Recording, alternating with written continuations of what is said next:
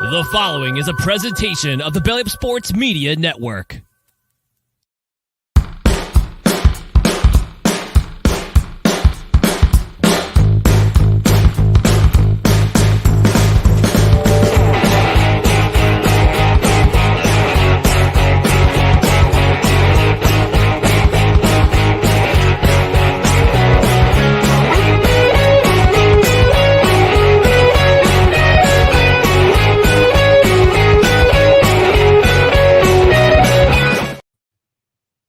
Good evening, everyone. Welcome to No Credentials Required, where you don't need a press pass to talk sports. We are proudly presented by the Belly Up Sports Media Network. A little bit late tonight, but there was a reason. My name is Ryan McCarthy. I'm one of the hosts of the program, and to my right is a man who is definitely not in the grassy knoll this past weekend. Dustin Henry. Dustin, how are you doing tonight? I'm doing all right. We had a little bit of stormy weather here. You got hit with it more than I did. I mean, I got a bad storm down here, but we're about 30 minutes apart. Don't go trying to GPS us, everybody.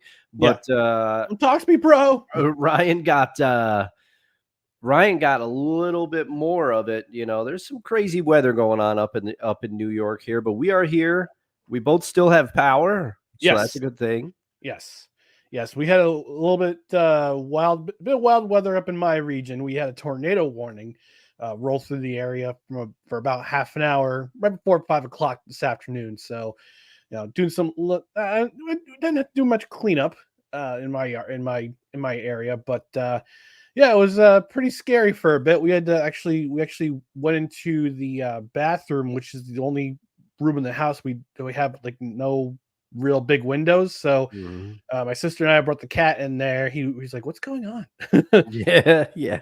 But no, thankfully we're safe. Thankfully we're okay. And we got special guests tonight, Dustin, but we're going to bring them in just a moment. But before we do that, we got to remind the people at home where they can find us on social media, which is right down here below: Twitter, Instagram, and the scarcely used TikTok. It's at NoCredsREQ, Facebook.com/NoCredsREQ, YouTube.com/@NoCredsREQ. And if you wouldn't mind, please like, comment, share, and subscribe to all of our social media networks right down here below. Not just all of them. All of them. On the podcast side, subscribe to the podcast on whichever podcast platform you prefer, whether it be Apple Podcasts, Spotify, Spreaker, Good Pods, iHeart, TuneIn, Pandora, wherever you podcast. Rate and review. A 5-star rating would be really, really awesome. And if you're on a platform where you can review the podcast, we might even read it on the air, no matter how good or how terrible it is. And because it's a live show, we got some comments rolling in already. We want you to engage with the show. We're live every Tuesday at 8:05 Eastern. We're also live on Saturday mornings at 10 a.m. Eastern.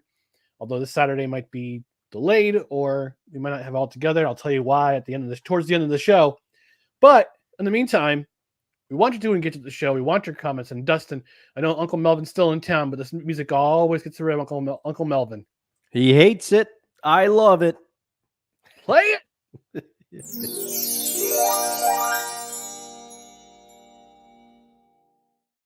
All right, we're going to get into the show. Actually, we got some comments rolling in. Julie from Michigan is watching. She says hello. She's watching the All-Star game. I feel sorry for you. And she says, go Riley Green and Tariq Skubal, my Motown All-Stars. Yes, Julie is a Detroit Tigers fan, also a Detroit Lions fan. So she is all hyped up. And our buddy Drew Willingham, D. Willie, checking in saying, what's up, fellas? What's going on, Drew? Glad you can join us. I watched a little bit of the renewal of the Commanders Gridiron Report this morning. He did a fabulous job with that, talking about the gold pants coming back with the Commanders. So he's excited for that, and he asked where our special guest is. Well, we'll get to that in a moment, Drew. But first, we want to roll the credits for our new installment, the next installment of No Ticket Required.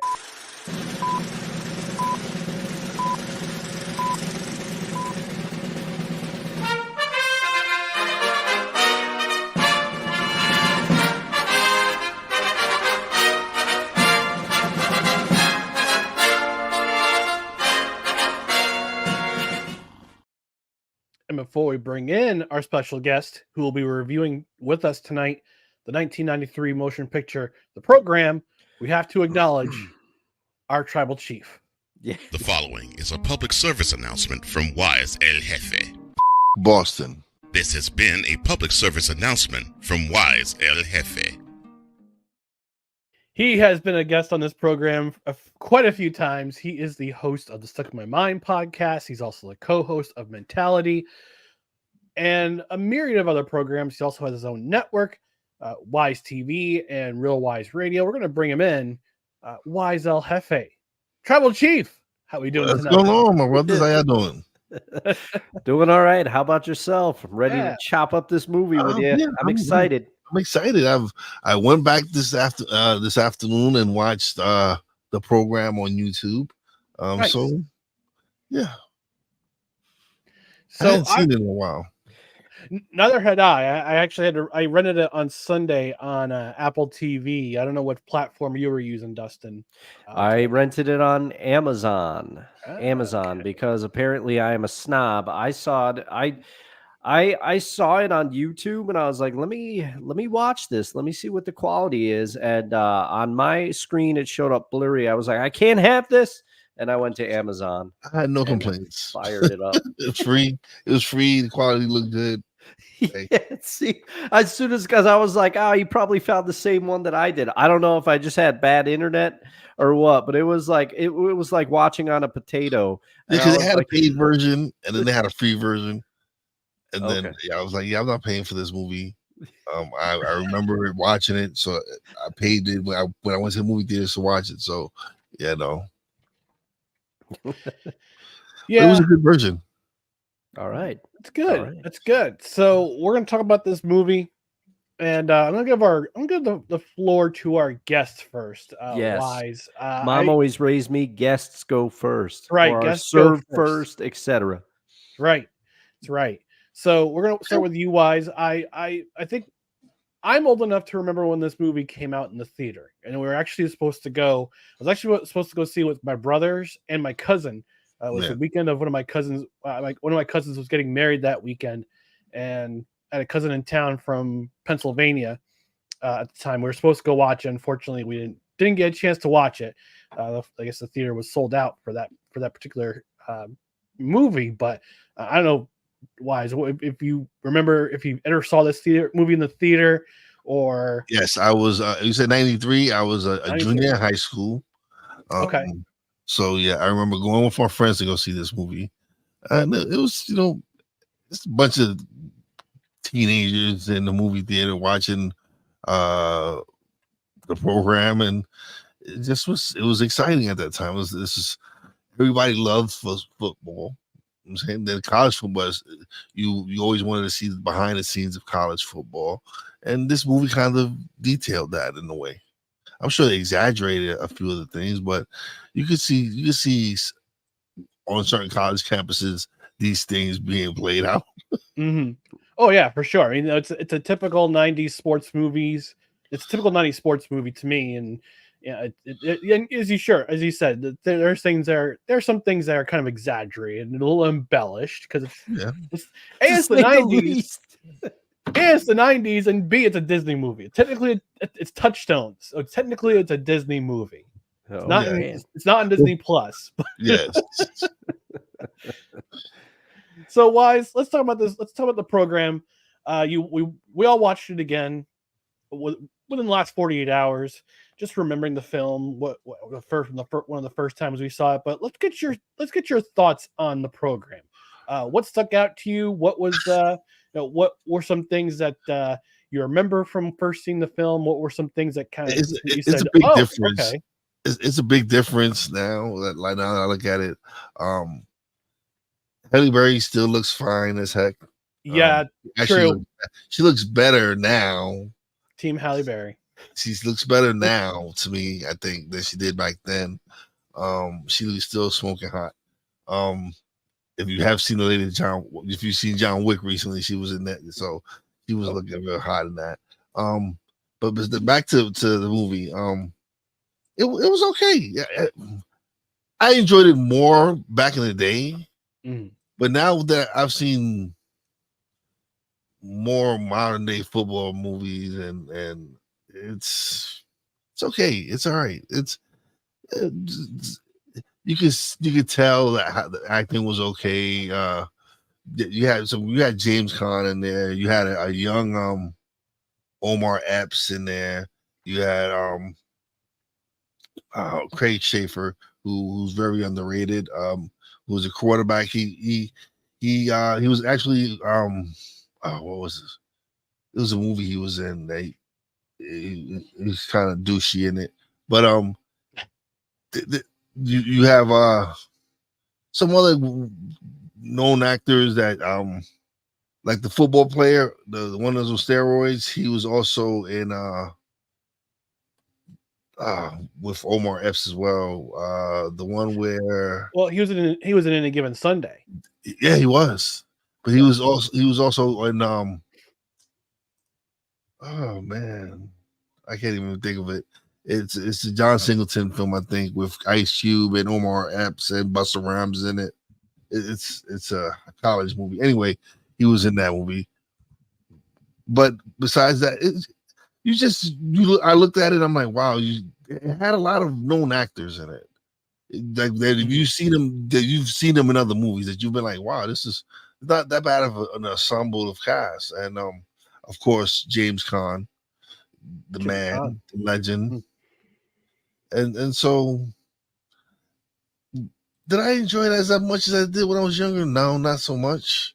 Kind of got bored halfway through it and just kind of like wanted to go just see the football scenes after a while. Got tired of the story. And so, yeah, it was it the same from when I first originally saw it? No. It's just the hour and something I just won't get back from. I think the movie I did a little real-time research also, Wise. I think the movie you're talking about, was it Higher Learning? Yes. Okay. Yes. Yeah. Christy Swanson was also in Higher Learning. Yes. She's also in this movie.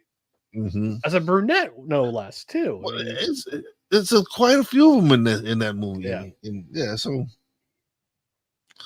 yeah, it wasn't the same. It wasn't the same. It was good to see it, but it's just the hour or something I just won't get back. It's okay though. But I get to spend time with you guys. Next time I'll make sure I pick a much better movie. Well, we have one more week left. All right, we have one more. Next summer, right? We're coming back next summer, right? Yeah. We're running it back next summer too. Yeah, okay. So for sure. Right, so I gotta make sure I pick the right movie this time. Maybe we'll do Any Given Sunday next summer. That's one of the. That could be one. Yeah.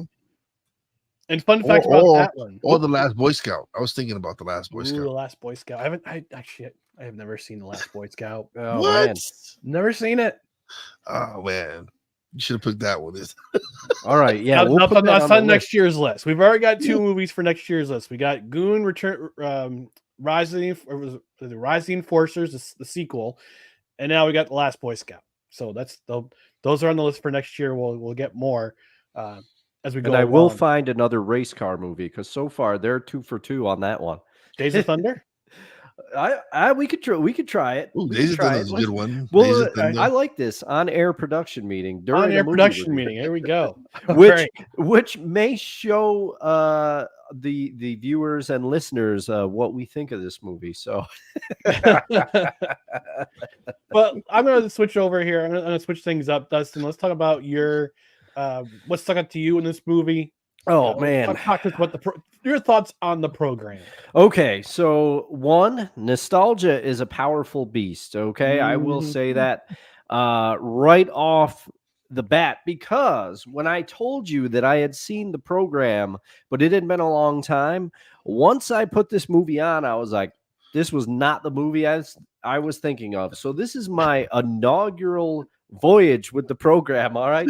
And Wise, I'm so happy that you said what you said, because I'm sitting here and I'm like, okay, spoiler, I am going to skewer this movie. And I was like, I hope that they both don't like love it and like revere it as some movie, because I can't hold back. My thoughts are my thoughts, but I don't want to offend anyone. And I know how it is because I love A League of Their Own for my own reasons. You know what? Though, this is why we have Yes. no ticket required, because it's unfiltered, it's honest, Yep. and it's our opinions. So if you Yes. don't like our opinions, go do your own movie reviews. Yes, and you are allowed to disagree with me. If you disagree with me after this, tweet at me, talk about it. I can't promise that I will read. Obviously, At you El know, Dusto I didn't. 67. Obviously, I didn't. You know, obviously from my comments, you can tell I didn't disagree with what you're about to say. Yeah. So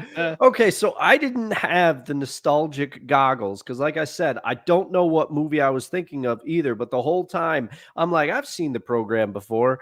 I put this thing on, and I was like, I have not seen this. So here we go. The thing that I liked, the movie brings you right in immediately. The intro is short. It gets you right in there. I like the scenes on the field. Those are usually winners in most sports movies and TV shows.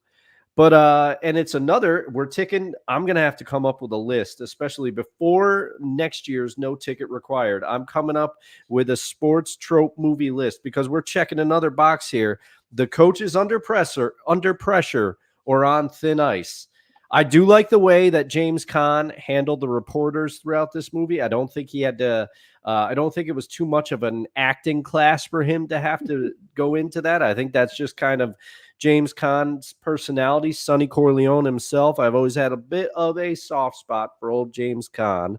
But Omar Epps is smooth, and I put a bunch of laughter after that because he really he leans in for the kiss on Halle Berry like immediately. Yeah. I mean, you can't blame him because Wize, as you said, Halle's looking good in this movie. She always looks good, but she's looking real good in this movie. One of the more surprising cameos for myself, and I am dating myself right here, but Bud Light Comiskey is Kubiak from Parker Lewis Can't Lose. Yes. Does anyone remember Larry. Parker Lewis Can't Larry, Lose? he played Larry. Remember? Nobody. Yep. I remember one of the scenes was like, I can't believe you remember that show, man. Yeah.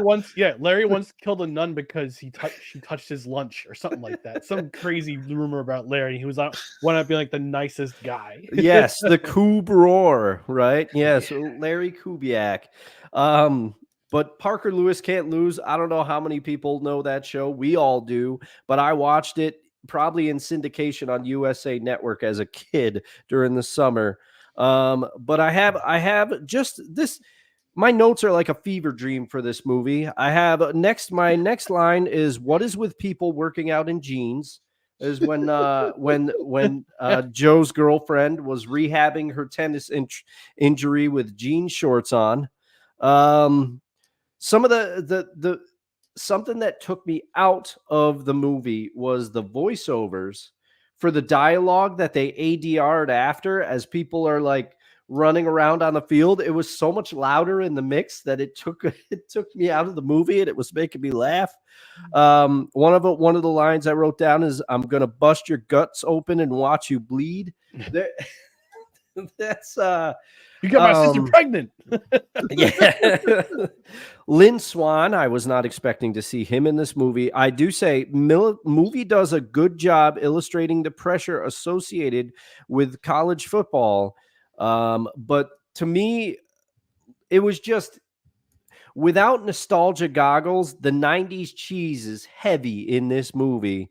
Like one of the lines, the scene where Omar Epps, he goes to talk to Autumn, I think was Halle Berry's name in this movie. He goes to talk to her father, and her father is basically like, "Oh, you had a nice run there, but education is very important. You need to stay in college."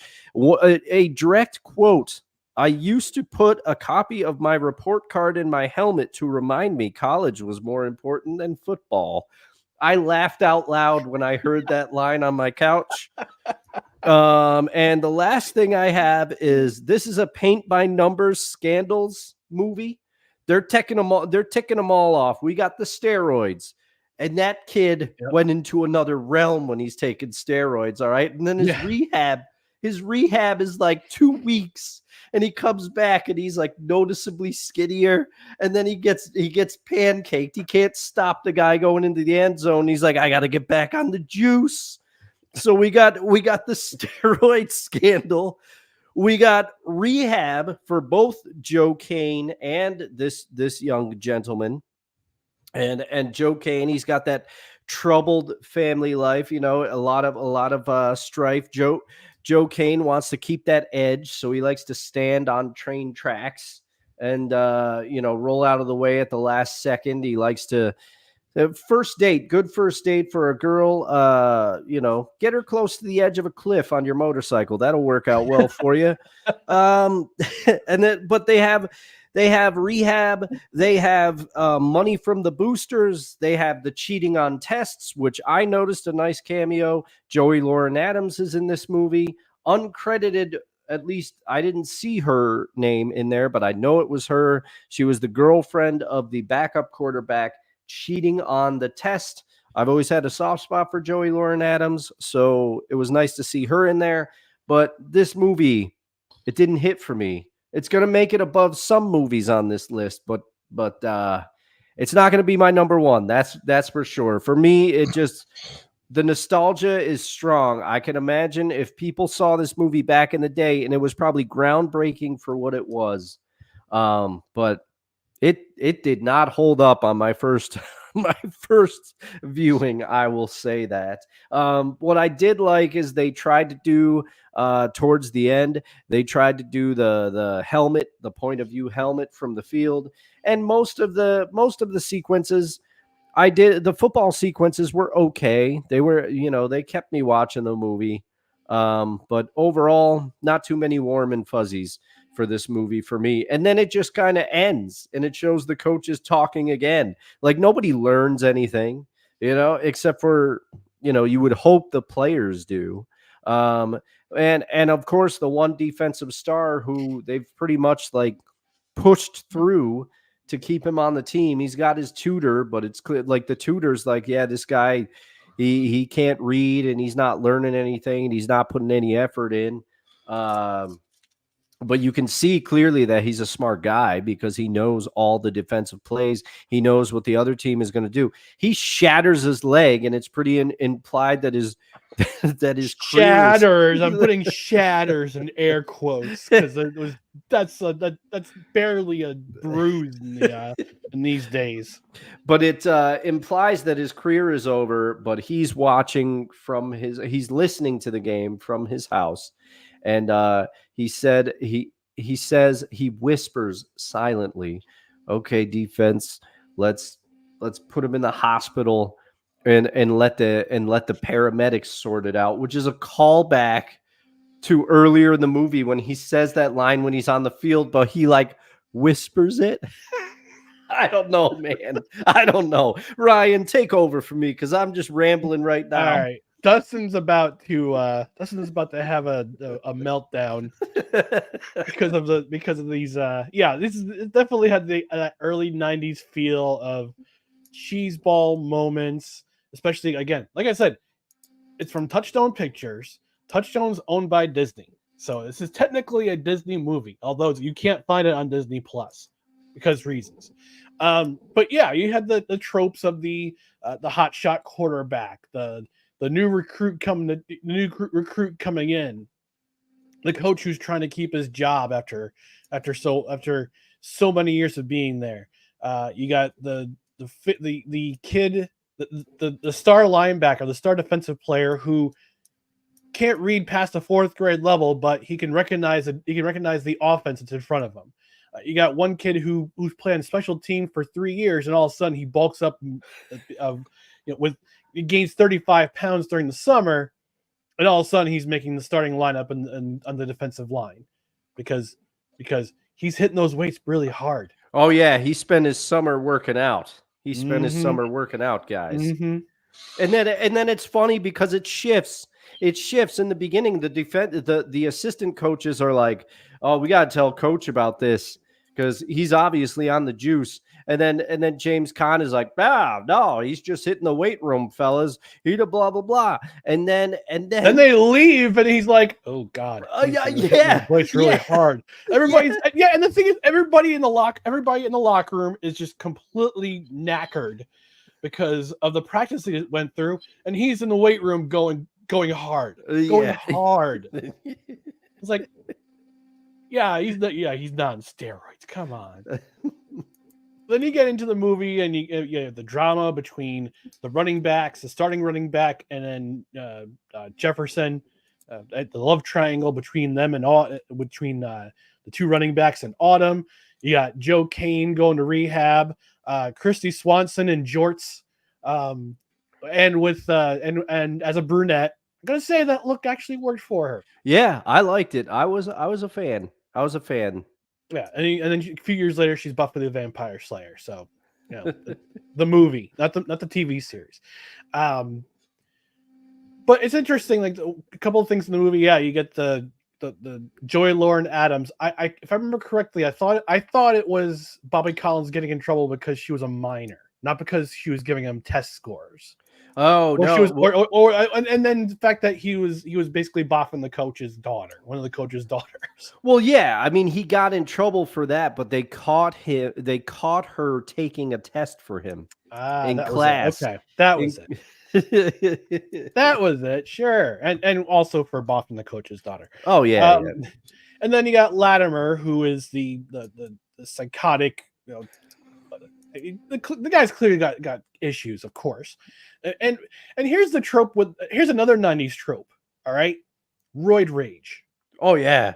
This guy, a huge 90s trope. It's also an 80s trope. Yeah. But it's a 90s trope that carries into over to the 2000s.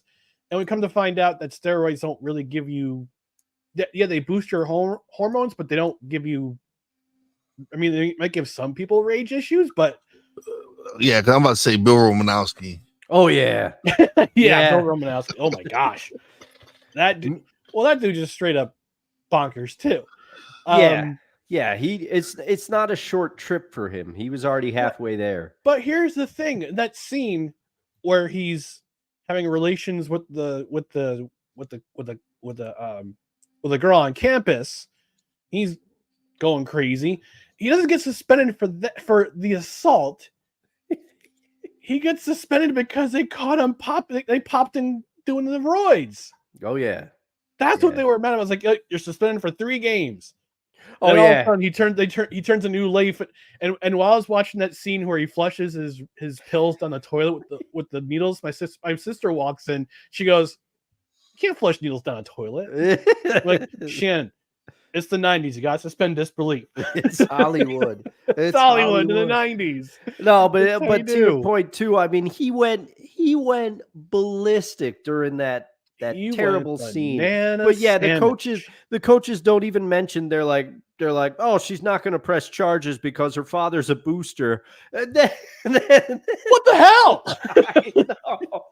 I know, it's so ridiculous. It's another 90s trope. His little sunshine comes after the football season. Like, baby, I can't have him locked up. He's important to the defense. We're gonna have to clip that. We're gonna have to clip the clip.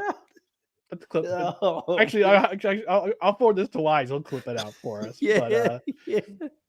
But no, I mean, it's your typical 90s sports action movie. And you have all these tropes, all these cheesy lines that are pre-manufactured. Nobody says these things in real life. No. Put the wife and kids, put the women and my God, away. We're going home for dinner. Yeah. Break. Yeah. Nobody said that twice. I was like, nobody says that. No, the second time he adds the effing. Yes, he does. We're gonna hunt for effing dinner. But it's like, come on, don't call back. But that was said in other movies. That was said in another movie. Oh, I don't know which ones. I don't know which ones. And then the second to last scene in the movie, you get the play-by-play commentator saying, and Latimer's on the bench crying because he knows that ESU's going to a bowl game. No, he's crying because he knew he did the roids and the coach caught him. Oh yeah. He looked at his eyes like you could tell. Yeah, he blew it. He blew it. I will say, at least James Caan, at least the coach, coached him up a little bit when he was like, "Hey, Joe Caan, you're up for the Heisman. How about you don't ride a motorcycle, Jeff Kent? I hate to say it, but Jay Williams, you know, like at least James Caan had enough brains to be like, oh, should probably make sure that my star quarterback is not riding a motorcycle." And then at the end, where he gives him the keys in his pocket. Yeah, he still has the keys in his pocket. Don't make me look stupid. But he did get Joe Caan's confidence back. He did. That's true, but it was funny the way he said, he's like, forget your dad, forget your family, go out on the field. Yeah. You know, after watching this film, I thought to myself, there really needed to be a sequel. There really needs to be not so much a sequel, but there needs to be like 30, because this movie came out 31 years ago. All right. God, I'm old. Damn. Yeah, I know, right? God, I'm old. But there needs to be a second movie, and like they gotta make this into canon or something, like a TV series. All right. Yeah. We gotta see these players come back 30 years later. I want to know if Latimer got off the juice and is like a pro wrestler. Yeah. I want to see if Alvin Mack learned to read at an adult level, or is coaching the defense somewhere. I want to see if Joe Caan comes back to ESU and coaches the program back to glory. Yeah, I want to see what's his face, Jefferson. I can't remember his first name. Oh yeah, Omar Epps. Darnell Jefferson. I want to see if I would like to see Darnell Jefferson on the other sideline, like the most crucial game of the year for ESU, and Joe Caan's on the other side of the ball. I want to see what happens with Autumn. I want to see what happens with Camp Camille, who is played by Christy Swanson. Yeah, I want to see what happens with all like the character arc for all these guys 30 plus years later. Like I would love to see it made into like a docu, not a docu series, but like a little a television show series. Like a mini. Interesting. It would be interesting. Yeah, like it's kind of like 4 episodes or something. Yeah, yeah. Like because Wize, I don't know if you remember the ESPN drama. Like remember how ESPN tried to go into the drama? They tried to make like fictional television shows. Remember that one show was it called Playmakers? Yes, Playmakers. I remember that. Yeah.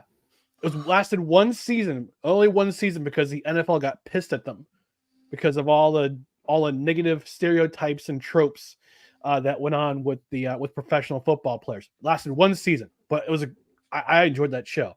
Make it something like that. But like I have kids. You know what? It's never. It's TV has changed so much now. I don't know if they'll ever. Oh, who knows? But I love to see something like maybe the program turn into like a TV series, or but more not as cliche and stuff like that. Yeah, I would agree with you, because I think part of what brings this movie down a little bit is, for me, it was like they try to fit too much into an hour and 52 minutes or whatever it was. And I feel like if this was a TV show today and we were allowed to like flesh out each character a little bit, and maybe one season was the steroid thing and the next season is like Joe Caan's trip to rehab, you know, like it wouldn't be so. But this, they're just like checking it. All right. And it's almost like, to me, and let me know, gentlemen, if you agree, that the director was like, all right, I know that, Joe Namath, and Kenny Stabler, they like to drink a little bit. So we'll have a quarterback who's like a rebel, but he drinks. All right, fill that in. Okay, Lyle Alzado took roids. All right, let's fill that in. And it was kind of like they're going down a list. Right. And you got the poor black kid that couldn't read. Yeah. And you got the two black running backs battling for one girl. Yep. Fighting over the girl. Yep. No, and guys, I will say, if they remake the program, all right, and any TV execs, we know you're huge fans. You watch all our shows. Feel free to use this idea. Feel free to send us a check. We both have Venmo. We'll let you know. We'll put them the link. But if this is remade, you have to sign us, all three of us, on to do the voiceovers. We will do audio dialogue replacement after the fact, and we will put in some lines, to stay true. So definitely stay true to the form. Yeah, right. True to the form. So when we're on the field and we're running, the running back is running, I could say much louder than the rest of the music in the film. So Come with me. Oh, by the way, the last pass Joe Kane throws before he throws that touchdown pass to win the game against Georgia Tech, that fumble would have been considered an incomplete pass in today's college football. Oh, and another fun fact. So Dwayne Davis, who plays Alvin Mack in the movie, his youngest son, Wyatt Davis, was selected in the 3rd round of the 2021 NFL draft by the Minnesota Vikings. Oh, man. Oh. Okay. Yeah, he's an offensive guard. Currently, he recently signed with the Cleveland Browns. So as of June 7th, 2024. So he's traveled around the league. So, but yeah, it'd be kind of cool to see either they reboot the film or they kind of do like a 30 years later as to what all these dudes are doing and all these women are doing too. Mm-hmm. Mm-hmm. So, all right. So Wize, we'll have you rank before Dustin and I do our power ranking for the note ticket required for 2024. Our ranking of the movies out of 5 stars. What do you give the program? 1.5. I was thinking like between 1 and 2. So you made the median there. 1.5. Yeah. All right, Dustin, we'll just do your rankings for this movie. How do you rank?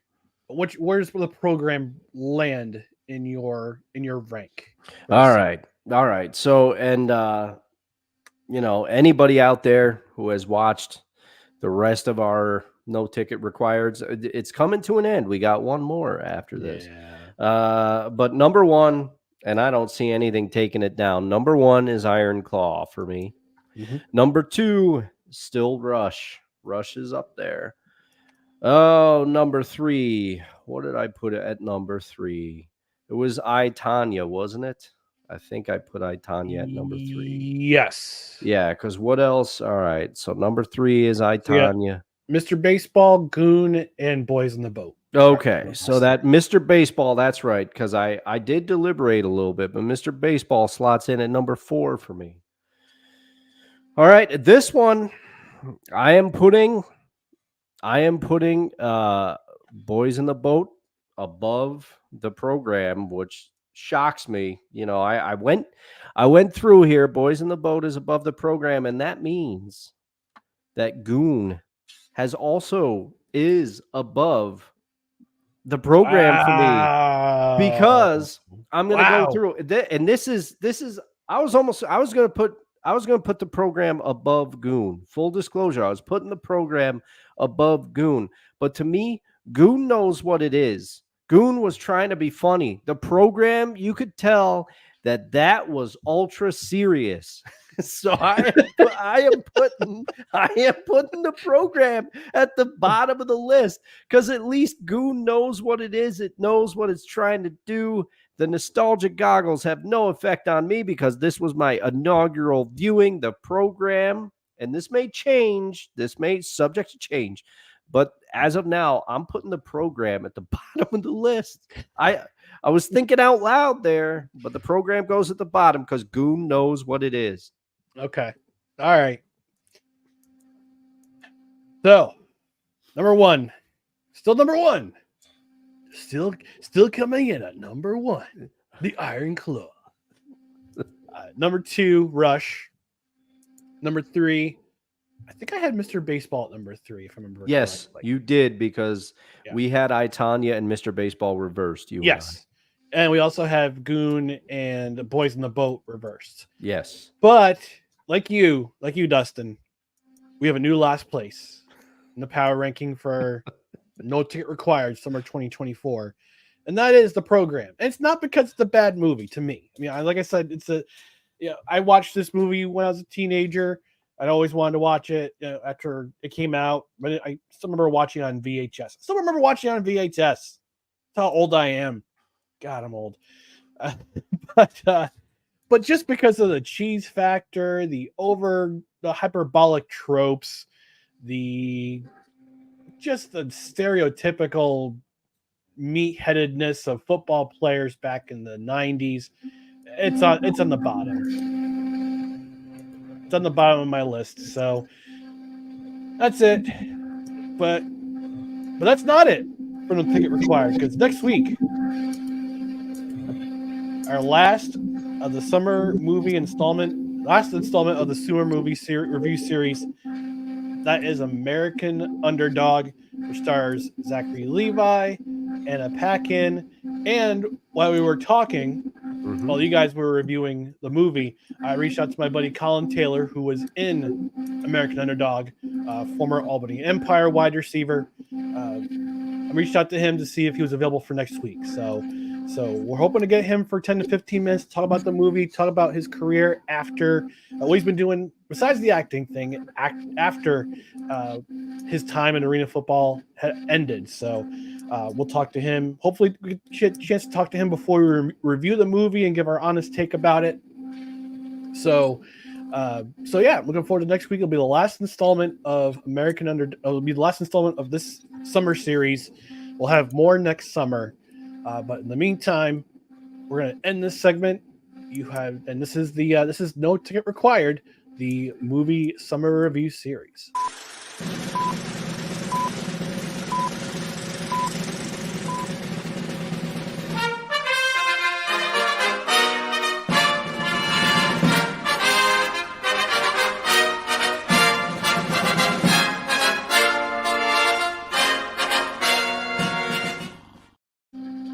Before we take a commercial break, let's visit the comment section real quick. Drew Willingham asking, watching on a potato? I'm not sure who he was referring to here. That was me, because I said the first YouTube. I tried to pull up YouTube for this movie like Wize did, and it was all pixelated and stuff on my end. So I was like, I can't watch this like this. Gotcha. I went to Amazon. All right. Playmaker checking in saying, Ryan, Dustin, and Big Bro Wize, thanks for watching, Playmaker. Appreciate you. And Cool McCain, he's checking in as well, saying, gentlemen. And Drew saying, referring to Alvin Mack's leg being broken, hell of a shatter. Laugh and crying emoji. Yeah, that was pretty. I mean, that's a bone bruise at worst in modern era. But didn't you hear the crack, Ryan? I didn't hear I forgot the crunch. And Kevin Wilson, who was on our last episode, our Saturday installment, he was on last Saturday. He says American Underdog is an excellent movie. I can't wait for a review. And I can't wait. I'm hoping that Colin does check in. We'll be able to talk to him about the movie. He was Ricky Prohl in that movie. I hope we'll talk about what happened on the set. Like I said, his career after arena football and what he's been doing since. So hopefully we'll get a chance to talk with him, catch up with him. I was good buddies with him when he was here as a member of the Albany Empire back in the day. Hopefully he's still paying attention to the league because Dustin, our Albany Empire is headed to Arena Bowl 33. The Albany Firebirds? Albany Firebirds, that's right. Yeah. That's right. Yeah. So that game will be Friday.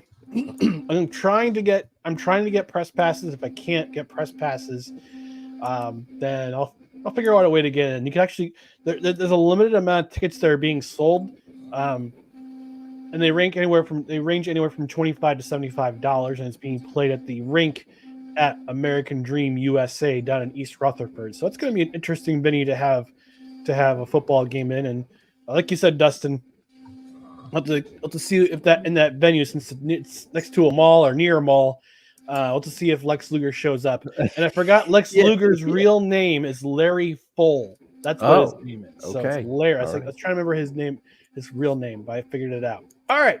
Let's see our first commercial. We're going to take our only commercial break of this time. When we come back, we're going to talk episode 2 of Hard Knocks Offseason. And Wize is a Giants fan, so he'll give his insight on. I mean, he lived the pro season in a way, just paying attention to his team. And we'll also talk about the state of the New York Yankees at the All-Star break. We've got some thoughts. So we'll be back in just a moment. You are tuned in to No Credentials Required.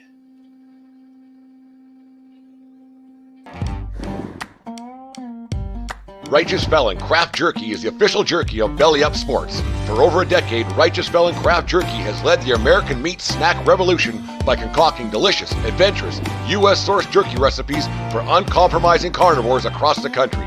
With 15 different flavors to choose from, Righteous Felon has all jerky lovers covered, and by using promo code BELLYUP, you will get 15% off your purchase at righteousfelon.com. Do your taste buds a favor today and rip into a bag of Righteous Felon jerky.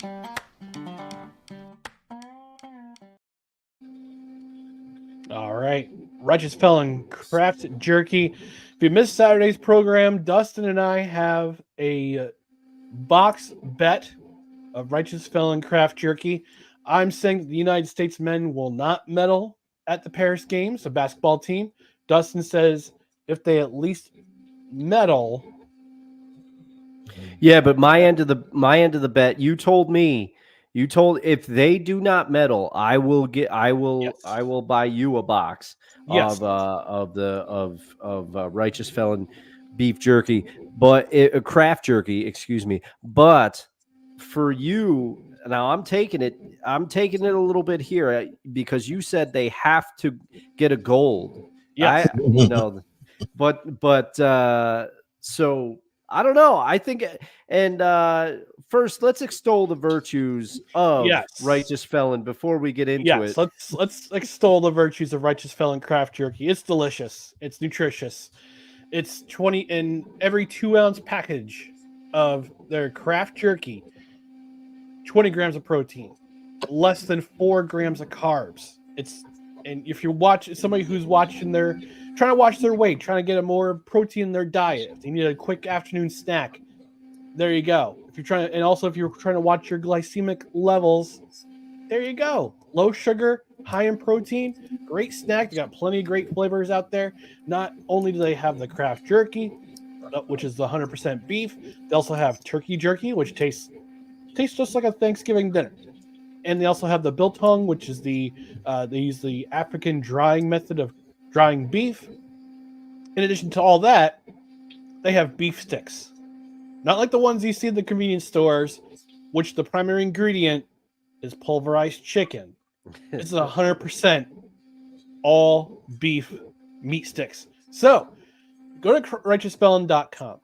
You order yourself some craft jerky, some beef sticks, and they other stuff too, like great merchandise, t-shirts, hats, what have you. You're gonna save some money by entering promo code BELLYUP at checkout. Get 15% off your order, and this also includes. It's not so much included with the promo code, but for every purchase of $50 or more, it's free shipping. Oh, nice. So you can use your promo code, and if you spend more than $50, you get free shipping for every order. So righteousfelon.com, use promo code BELLYUP at checkout, 15% off your order, and again, free shipping for any order over $50 or more. All right, last week we got into. Before Oh, we go ahead, get Dustin. there, Go ahead, Dustin. I gotta ask. I gotta pull us off the rails just a little bit because we have Wize on the show. Yeah. And okay, so Wize, we bet a box of Righteous Felon beef jerky because Ryan is saying that Team USA will not medal at all. Now, I At all with what? in men's basketball. In basketball. Men's basketball. Women's basketball, we're going to dominate. We're going to win the gold medal. Ryan says that they will not medal. No. Now, Kevin and I tried to talk Ryan off the ledge a little bit, but as someone who also follows basketball, what do you think? What do you think? Is Ryan out of bounds with his USA will not medal? There's a possibility. There's a possibility, and I'm gonna tell you why. The French team with Wembley and Gobert, they're big. We're not too big. We don't have that size to combat that. Like we're wings. We're if anything, we're wings more than anything else. They don't have a body to put on Wembley. They don't have a body to put on Gobert. Jokic, MVP of the league. Yeah. We don't have nobody to body him. We have LeBron. Okay, he's one of the greatest of all times. Durant is on the tail end of his career. We need Ant-Man to step up to show that if he's the man, if he's really the best player in the world, now is the time for him to show it. You have Jason Tatum needs to step up. He won a title. He needs to step up as well. There's guys on the team that need to show that this is our team now. Last year they failed. They lost. Same reason though. They didn't have any big guys. They were very wing oriented, and a lot of these teams have centers that can shoot, that extend the floor. We don't have that. We didn't bring our cat. Well, I think Towns is playing for the Dominican Republic. Oh, yeah, I didn't realize he was playing there.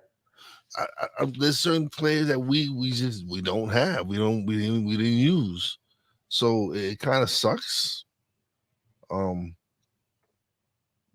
Embiid, all right, yes, we have Embiid. But soft.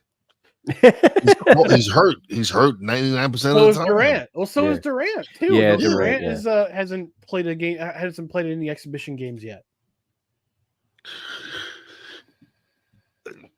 You didn't bring Jaylen Brown in. You didn't even bring in my boy Brunson to play. Yeah, I mean Brunson is out with a hand injury. Yeah, he probably wouldn't have been able to play. But you didn't even bring a Super Bowl. You bought a champion, yes.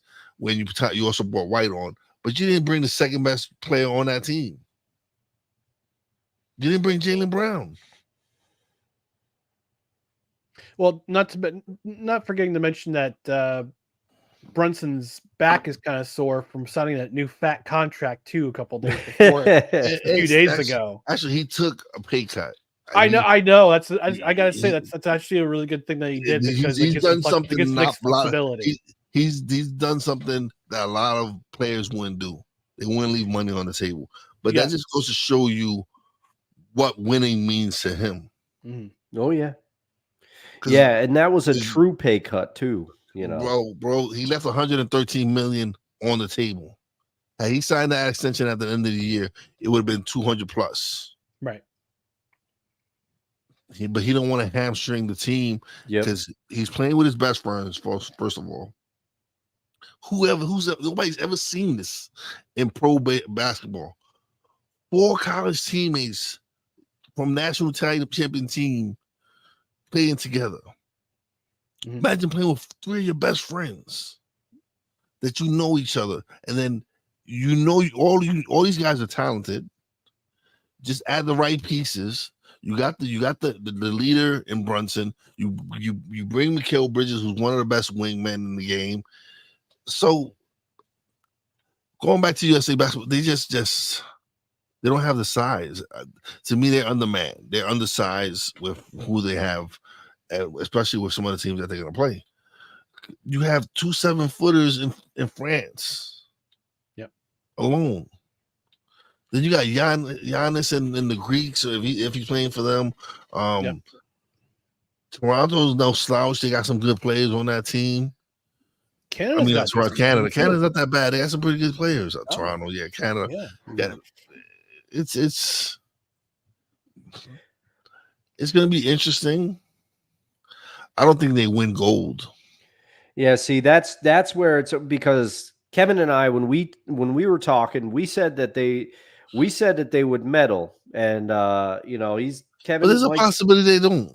He might still be in the comments, so he could reignite his side of the debate as well. But Ryan laid out his convincing argument of why he thought they wouldn't medal, and we said that they would medal. But see, for the bet, Ryan made me take the gold. I think Ryan got the better of me on that one, but we'll see here. We'll see, because I got him on that backstop Mendoza line challenge. Probably. Sorry, he does so far, but my argument was age, size. Part of it was size, and part of it was a lot of the European teams playing, starting to catch up with the rest with us. Yes, and also ego. A lot of it had to do with ego because a lot of these, only one of these guys, Tyrese Halliburton, he was the only one on that team that finished in 4th in the FIBA World Cup. And after that finish, I said, really? A bunch of these dudes like Steph and Yo Kang and Embiid and Durant, all of a sudden you're like, oh, our country needs us. They need us to bring a gold medal to Olympics. And it's like, that's not how it works. It's not how it works. If you really cared, you would have been on the FIBA team and you would have kicked ass and won first place. Instead, you lose to Germany in the semifinal, who wound up winning, and you lost to Canada in the the bronze medal game. You didn't even medal. And all of a sudden you see that and you say, oh, our country needs us. Get out of here. You should have been on that team last year if you really truly cared about representing our country. So, well, thank you both for indulging me, gentlemen. I did not mean to take us off the rails, but no, that's quite all right. I figured I had to get Wise's thoughts because he's someone that follows. He knows basketball. Yeah, he knows basketball. And we got him on the airwaves, so why not get his perspective here? That's right. Speaking of ball, let's talk Hard Knocks. Reaction to episode 2, and I watched it. I watched it shortly before we went on air. Dustin, I don't know if you have a chance to watch it. I know Wise, you said you watched episode 1. Yeah, you haven't quite watched episode 2, but you are a New York Giants fan. And you kind of lived this off season without going behind the scenes. So I did. We let Saquon go for nothing. But you know what? As much as I'm, it hurts to see Saquon go, right? This might have been the best thing for the Giants. Because now you if Daniel Jones doesn't succeed, you get rid of that contract. And how many years does Saquon truly does have left? Like he's about that time where in a couple of years he's gonna start declining. Hope not. I don't wish injury on anyone, but it's well, I see the stat a meme, right? And for 2023, there was only one 1,200 yard rusher or 1,300 yard rusher compared to 2003. Was it 2003 where you had like 15 1,200 yard rushers? Like, or that you had Edgerrin James, you had all these running backs. But that just goes to show you the value of the running back in the NFL now. This is a passing league. This is no longer that ground and pound league where you needed that running back to give you 1,400 yards. Right. And you mentioned about the in 2003. I'm looking. I actually looked at it. I looked it up while you were saying that. Christian McCaffrey was the only 1,200 plus yard rushing running back to run for 1,200 yards in 2023. In 2003, there were 14. 14. Was it okay? So let me. All right. So we already got. There we Edgerrin James was out there. Priest Holmes, right? Yep, he was. Yep, Edgerrin James with 1,259. Priest Holmes 1,420. All right. I'm sure you probably had Marshall Faulk. Yeah, Faulk was probably on there. Marshall Faulk was not in the list. What about was that? No, because I thought Steven Jackson. Tiki Barber 1,216. So that's 3. Sean Alexander. Sean Alexander 1,435. Yep. Clinton Portis. Portis 1,591. All right. Who was in Denver? Because Denver could run always. Oh man, I gotta think. In Denver then. Was it Peyton Hillis? No. Okay. Oh, I'm trying to remember. I don't know, but this is but Daniel Tomlinson. Oh yeah, yep, LDT 1,645. He was number 3. Was Frank Gore running for the 49ers back then? No, he wasn't. It was getting close to him. He might have. Yeah, he might have been on the team, but he didn't bring 1,200 yards that season.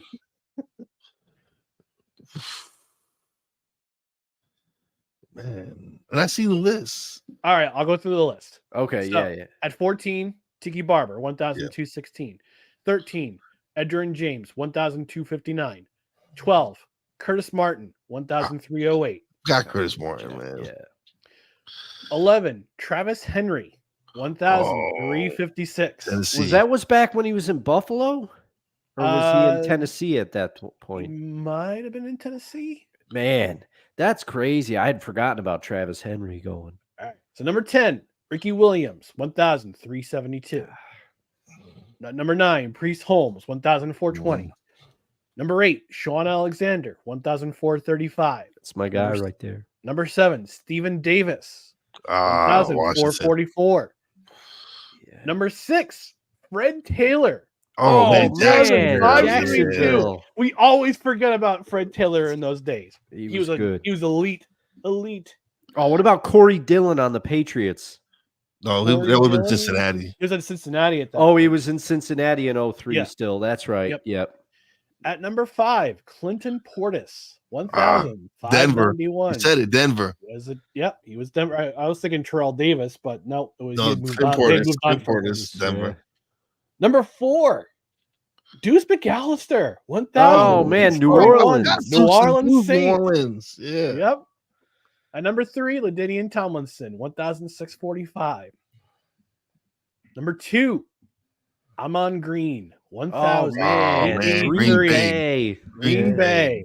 And at number 1, with a bullet, one of the only men to run for 2,000 yards in the NFL in one season. No. Jamal Lewis. Yes, Ravens. Baltimore, right? That was with Baltimore. Yep. Yeah. Baltimore Ravens. Yeah. Wow. Baltimore Ravens. And that was the year. Yeah, that was 2003. That was back in the Brian Billick era when they didn't have a quarterback and it was terrible. Hey, don't be besmirching Trent Dilfer and Elvis Gerbach, all right?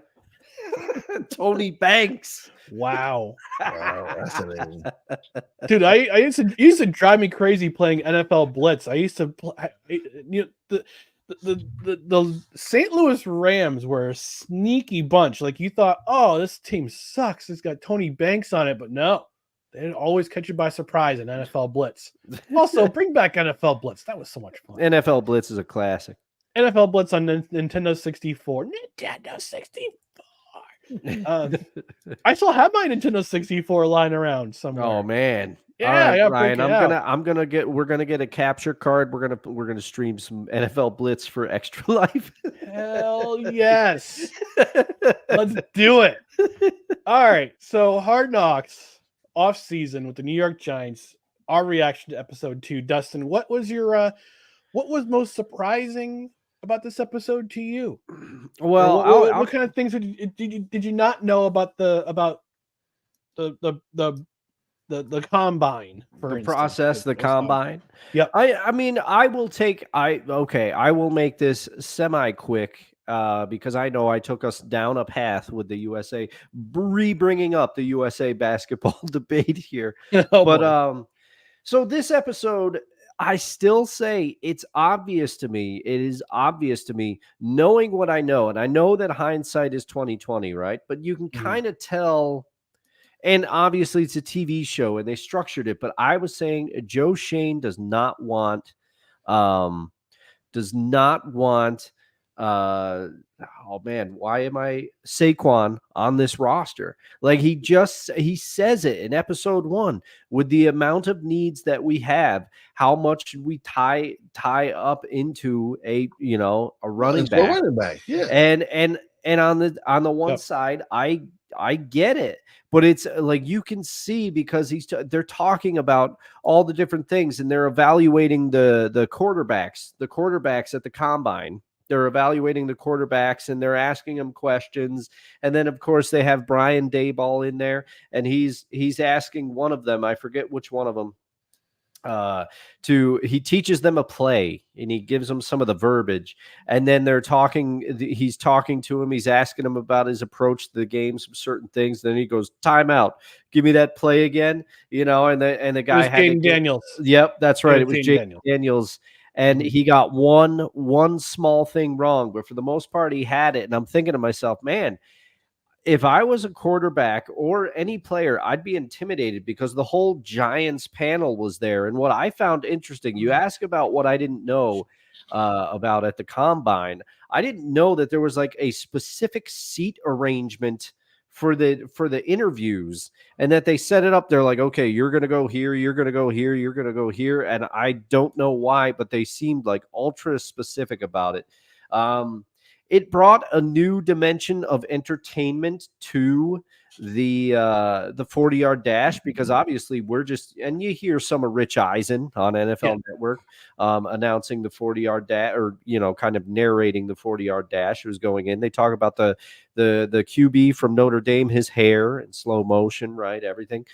But what really stood out to me is I liked how the show, and obviously we're getting a curated version of this. We are not getting the full behind the scenes treatment, but the conversations that took place between, like, you hear Joe Shane talking to somebody on his team and saying, hey, if we want to move up, we might have to go talk to them, meaning the Patriots.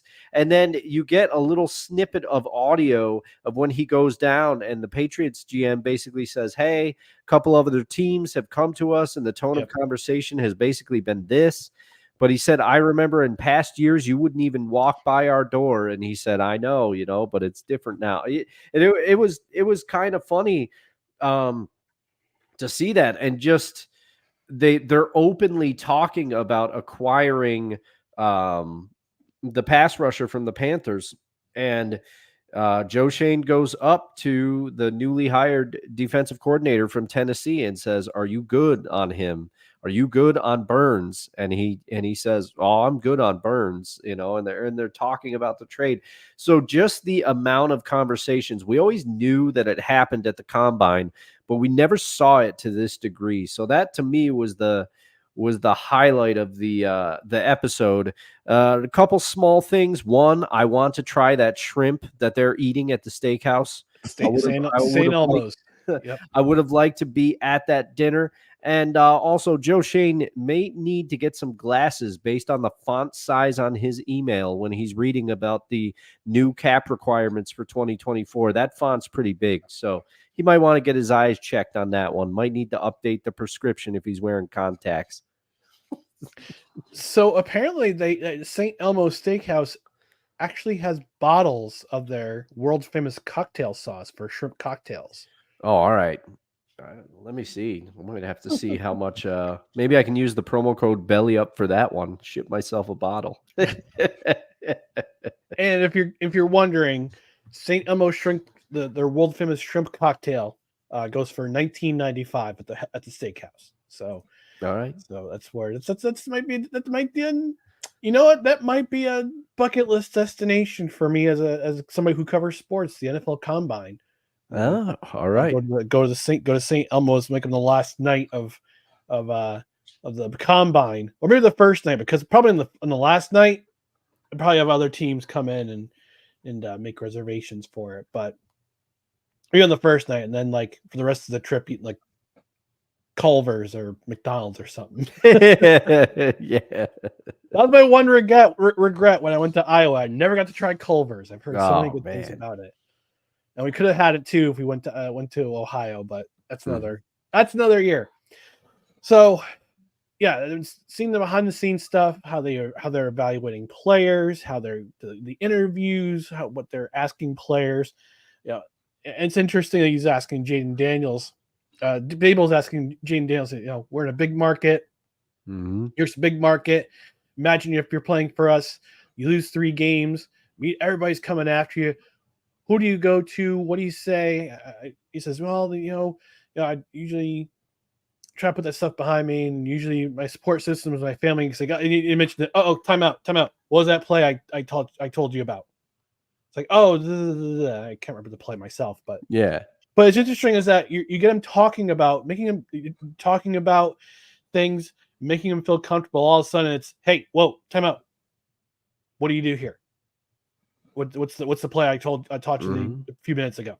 Mm-hmm. So they're trying to get their recall, which is a fascinating matter. And they're also talking about some other things too. Like there's certain things when you talk to the player, there are certain things you have hard data on. You have their numbers, you have their 40, you have their vertical jump, you have their bench press, you have their shuttle time. But you also want to get to know the player behind the athlete. You want to get to know the person behind the athlete. You want to know how they handle pressure, what they would do in a certain situation, and just get to know them like on a personal level. Because we see on NFL Network, we see the how the combine can be kind of a meat market in a way. And as Colin Kaepernick once called it, the slave trade. Shut up, Colin. But oh man, he's like, you compared it to a slave auction. I'm like, okay, no. I did laugh about Liev Schreiber, I believe, in this episode. The dialogue, whether he wrote it or the writers or whatever, but the dialogue called for him to refer to it as the Underwear Olympics. Yeah, I wasn't sure if it was if he said it in the narration or Joe Shane or Brian Dable called it that, or one of the staff called it that. So, but the most pressing question that came to my mind as they were evaluating athletes around the 40. Was a question that Joe Shane asked Brian Dable, could you run the 40-yard dash in 7 seconds or less? Dable says he can. Yeah. Dable says he can. I don't know about that. And I totally forgot that Brian Dable was on the staff of the 2008 New York Jets. I totally forgot about that. I saw that Favre clip against my Seahawks, That's right. He zipped it in there. But if I remember correctly, I believe, did the Seahawks win that game? Because that was Mike Holmgren's final game as coach of the Seahawks. That was it. They might have, because that might have been one of the games when the Jets had started 8-3 that season. Then they lost. And then they wound up losing 4 out of their last 5 games. So that was not a great season for them, mostly because Eric Mangini mismanaged his roster and let Brett Favre run away with his pride in his games started streak. Anyway, Favre was too busy working on his photography skills. There, I said it. If you know, you know. Yep, we know. So here's the question to the rest of the panel: could you run a 40-yard dash in 7 seconds or less? 2 days. It'll take you 2 days to run 40 yards. 2 days. With the way my feet are swelling up nowadays, 2 days. Oh, man. Dustin, how about you? I don't think I could, because I think 7 seconds is faster than Brian Dable thinks it is, even though he's very confident. He said you put a plate of wings on the other side, he's making it. But I think I would go down like a sack of potatoes. See, I'm bringing it back, Drew. If you're still watching, I'm bringing back the potato comments. I never forget. All right, but no. You know, one of the sides at St. Elmo's Steakhouse is a baked potato. Oh, yeah. Now, what about you, Ryan? Do you think you could get it in 7 seconds or less? 40 yards is a lot farther than people think. Yeah. I was on the field at MVP Arena following the Arena football semifinal between your Albany Firebirds and the Salina Liberty. On that field, I'm thinking to myself, I said, maybe ask my buddy Levac if I can run a 40 on that field. And then I was in the end zone. I'm walking onto the field from the end zone, from one of the far end zones. And I'm looking down the field and I'm going, 40 yards is very far. A lot farther than I think. Now, could I run it in 7 seconds or less? Absolutely not. Yeah, maybe no with way. enough practice. I would be able to. And maybe if my buddy Colin Taylor comes in this maybe program, a year of training. After Yeah, maybe yeah, a there year you of go. training, I could Yeah. probably give you 6 seconds. Now I'll have to ask Colin if he comes on the show next week. I'll have to ask him because he does train high school athletes, and because he's a former football player, he's a certified trainer as well as an actor. I'll have to ask him how he would go about training for the 40-yard dash to run a 40-yard time. So I'd be curious to see what his answer is, but. So I would say right now, no, but I think if you give me like 6 months to a year, I could probably run in 7 seconds or less. Mhm. Not to be a cold beer at the end of that 40-yard dash. Yeah, there you go. just like Brian Dayball says. Although if you gave me some X-Lax and you said, all right, you got to run this, I'm shredding. I'm setting a world record because all bets are off. All bets are off. But I will say, if my hamstring, I could train and probably go up to it. Like you guys are saying, if you gave me a year, if my hamstring didn't give out first, maybe we could do this. But that was one of my favorite scenes of the episode where the one player, he ran was he from Texas? Texas. Yeah. He was drafted by the Chiefs. Yeah, He'll be taking Rashid Rice's place in the lineup come week 1. Yeah, but I liked it, and especially, and you could tell. I mean, at least the Giants brass, they liked it when he decided he was going to run again. He said, "I love it. He's here to compete. He's here to go." Which that would be my dilemma if I was ever in the combine. It was like, would this work? Would I compete or would I not? Right. Wize has informed us that he has to bolt. But before we go on, I'm sorry. Yeah. No, that's quite all right. No, I should have asked you if it had a hard stop. I took us long down an unplanned road. Cool, man. It's just that I do get up early for work, but that's all right. It was a great time as always, man. I had a great time, guys. I appreciate you guys having me on. You can catch all my stuff at Stuck in My Mind podcast. YouTube is Stuck in My Mind podcast. Real Wise TV as well on YouTube. You go check out realwiseproductions.com. Real Wise Radio is out there, but the website and the app aren't ready yet. We just have a link where you can go tune into the station. If you could, I'll probably put it on the website, on the Real Wise Productions website, so you can probably check it out there. And as always, thank you guys for having me. Appreciate it. And I love you guys. You guys are the best. Thank you. Keep doing the great work. Thank you very much. Appreciate it. Yourself as well. You got a lot going on. Well, we're touching on some new stuff coming up soon. We're keeping that a secret for now. But me and someone else we're gonna work on something. We're gonna work on something. They've asked us to do it. I think we both agreed to it. We'll keep you posted. We'll Let's keep you put it posted. that way. But in the All right, meantime, guys. Wise, thanks for joining us. We'll acknowledge you. We'll acknowledge you, our tribal chief, on your way out. Appreciate you guys. All Okay. right. The following is a public service announcement from Wize El Jefe. Boston. This has been a public service announcement from Wize El Jefe. All right, we're gonna do one more topic before we get out of here. I was hoping he'd stick around for it, but that's okay. Yeah, no, that's my fault. We'll get his. That's all right. That's all right. He understands.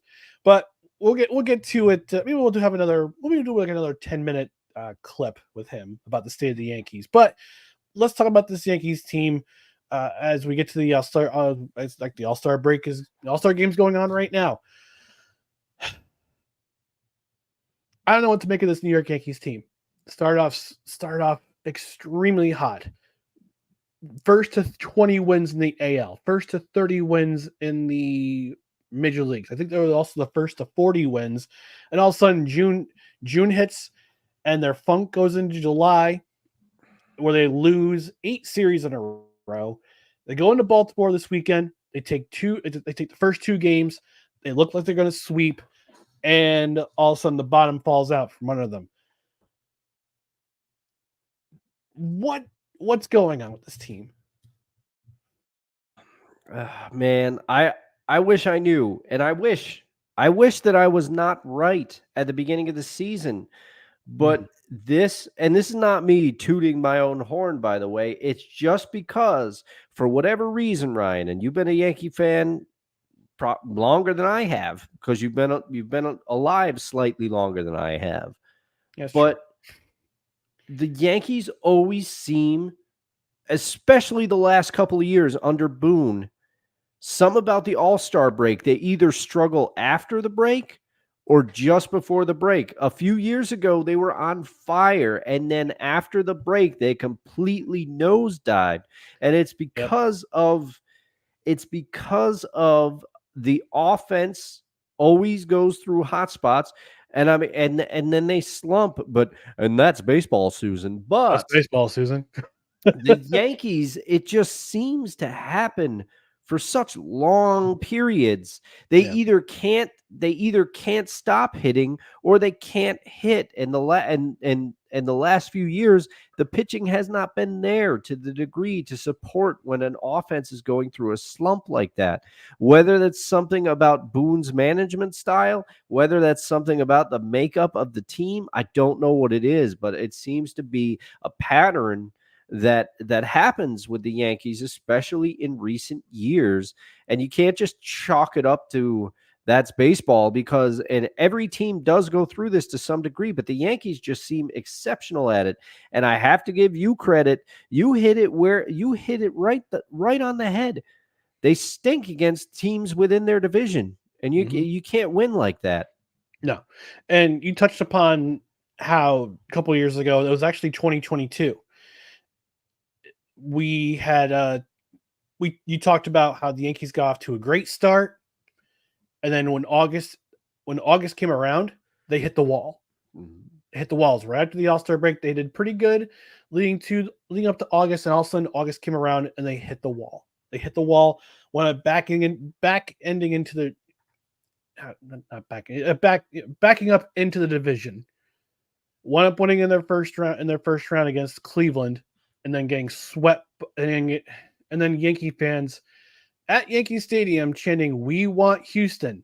No, we didn't. Yeah. Because we got swept. All right. And then 2023, that year of awfulness, I thought they would move on from Aaron Boone. They didn't.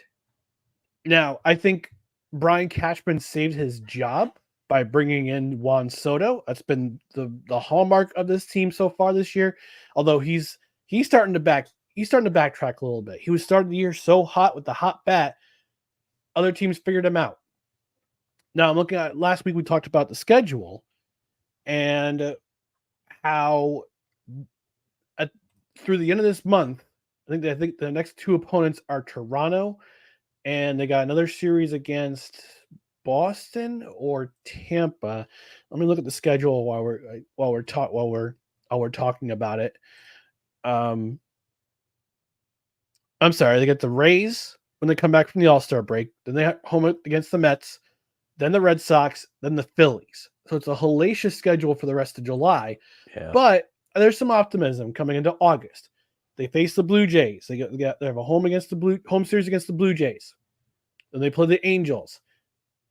Who are the Angels? Let's face it. Sorry, Dr. Lady. They are who they are. And they play the Rangers, who have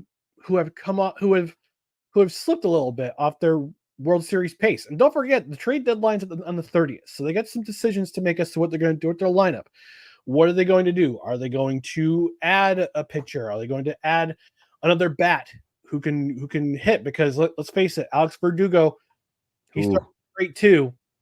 Hasn't been the same. Yeah. Showed glimpses in that series against Boston. He hit that home run at Fenway, but hasn't done anything. Hasn't done anything since. Anthony Volpe has also kind of tailed off a little bit. And Aaron Boone's experimenting with the lineup. It's like, what is going on? Can we just get in the groove and go through the rest of the year? All right, let's get through the rest of July. Let's figure out what the Yankees can do with the trade deadline. Because let me just say this. I watched the game on Sunday. I watched the bottom of the 9th inning. This was after the Yankees had taken the lead. They were down 3-1. They were down 3-2 in the top of the 9th. Ben Rice hits that 3-run home run. Yeah, I know because I saw our friend of the show, Eric Garditti, put up a GIF on his Twitter with a gun in his mouth. That's how I knew the Yankees were winning, because it's such a Baltimore Orioles fan. It's hysterical. But then I watched Clay Holmes had his collapse. Can't find the strike zone. Can't get guys out. Aaron Boone, and it just seems like Aaron Boone keeps out his pitchers way too long. It's his managerial style of, we need the analytics. We need to trust the analytics. We need to trust the data and get through all this. And it's like, no, trust your instincts. All right. And we watch Clay Holmes blow this save. Now, granted, if Anthony Volpe doesn't make that error with the bases loaded, game over. It's 5-4. It's game over. 5-4 win for the Yankees. Instead, score gets tied. Cedric Mullins, we can't escape him. Comes up to bat, and he hits a bloop over Alex Verdugo's head, who's playing in and not back, because he's not expecting him to hit that far out. 2-run score. Yankees wound up losing. And I gotta say, I had a feeling that if the Yankees had actually lost this series against Baltimore going into All-Star weekend, I thought there was going to be a managerial change on Monday. Well, yeah, that's right, because you said Cashman traveled with the team, right? Because Cashman traveled with the team down to Tampa, I believe. Yes, because I remember you mentioning it on Saturday's show. Yeah, he traveled with the team to Tampa. He traveled with the team down to Tampa Bay, and then they had lost they had lost that series. Then they go to Baltimore, win the first two in pretty dominant fashion. And I will say this: I'm going to retract what I said last week about Garrett Cole messing with the chemistry of the starting rotation.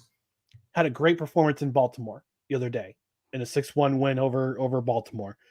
So I take it back. Hopefully the first couple of games he gets comfortable in the lineup. I think this first 3 starts he didn't look like himself, but then this start in Baltimore looking like his old self.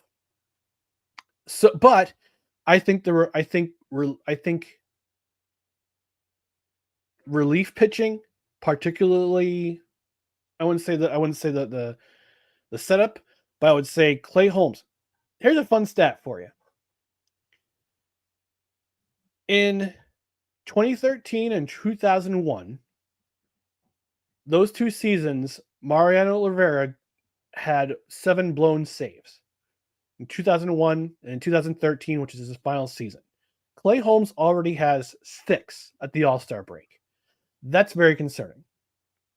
And this is when you start to say, okay, when are they going to deal for Mason Miller from Oakland? What do they have to give up to bring in a Mason Miller to start closing games for the Yankees? Mason Miller is making people look ridiculous. Yes. Ooh. I know probably not a lot of people are watching Oakland, but full disclosure, I have Mason Miller on my fantasy team as one of my closers. So I've seen a little bit. He was made for the closer role. A few years ago, he came out. They tested him out as a starter. He did okay, but he has found his calling in the closer role. Stuff is electric in that role. I can't even say it, which is how blown away I am. Right. So yeah, I think the Yankees are, if they don't start to work out their issues, hopefully this All-Star break is a blessing for them. It'll give them time to just work, say, okay, what do we need to work on for the rest of the year? What does Aaron Boone need to do to work this lineup to where it can be a dangerous lineup every single day and not mess around with this chemistry? It's like a hockey coach messing with the lines. You should get the right chemistry. So you're trying to find the right cohesiveness in this lineup, in this batting lineup at least. And with the rotation, they've had their share of struggles. Carlos Rodon starting to look like 2023 Carlos Rodon, which is very unfortunate. Nestor Cortez has been streaky. Clark Schmidt has also been streaky, which is makes me kind of wonder if they're going to bring in somebody who can kind of set a fire on this in the starting rotation. Hopefully they don't have to, because with Garrett Cole coming back and him getting comfortable in the lineup again. So, I got some concerns, but I also have some hope. And actually, while we were talking, got a message from my buddy Colin, who says nice. It'll be an absolute pleasure to come on and talk about American Underdog, especially the making of the movie. I think it would have a pretty cool perspective working in front of the camera and behind the camera on that film. Ooh. Only issue is Tuesday nights. So I'll talk to him after we're done. Maybe we can hold off our final installment of No Ticket Required to maybe Monday. We'll do a Monday, but we'll do a Wednesday. We'll figure it out. But Colin said he would absolutely love to come on and talk about American Underdog. And hopefully by the time, and actually Readable will be set and done by the time we talk to him. Okay. Maybe he can talk about the Firebirds. So hey, Perfect. we're gonna get a Hollywood film, a Hollywood movie, a Hollywood movie actor, legit Hollywood movie actor, in here, because he was also in that Disney movie. I'm trying to remember the name of it. It was about the Clemson safety who snuck in his brother. Yeah. Okay. On campus. I've seen it. It was on Disney Plus. So hold on. Safety. Okay. Yep. Safety. All right. So he was in that as well.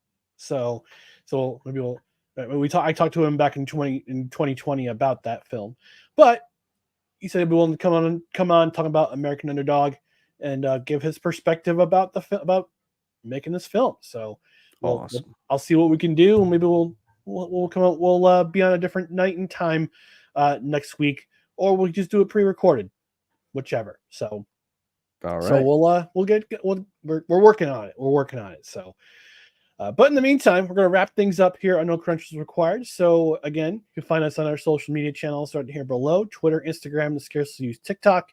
It's at NoCredsREQ. Facebook.com/@NoCredsREQ. YouTube.com/@NoCredsREQ. Also, if you're watching on Rumble, which will be available the next day, you should tune in. But in the meantime, if you're watching live or recorded, just favor and like, comment, share, and subscribe to all of our social media channels right down here below. On the podcast side, you can find us whichever podcast platform you listen to. Rate and review. A 5-star rating would be fantastic, would be exceptional. 5-star rating would be great. If you're on a platform where you can review the podcast, we might even read your review on the air. We're going to get out of here, but thanks again for tuning in to No Credentials Required, where you don't need a press pass to talk sports. Again, we are proudly presented by the Belly Up Sports Media Network. For Dustin Henry, I'm Ryan McCarthy. We will talk to you again. We'll keep you posted on whether or not we have a Saturday show. But in the meantime, have a great night, and we'll talk to you again very, very soon. Good night, everybody.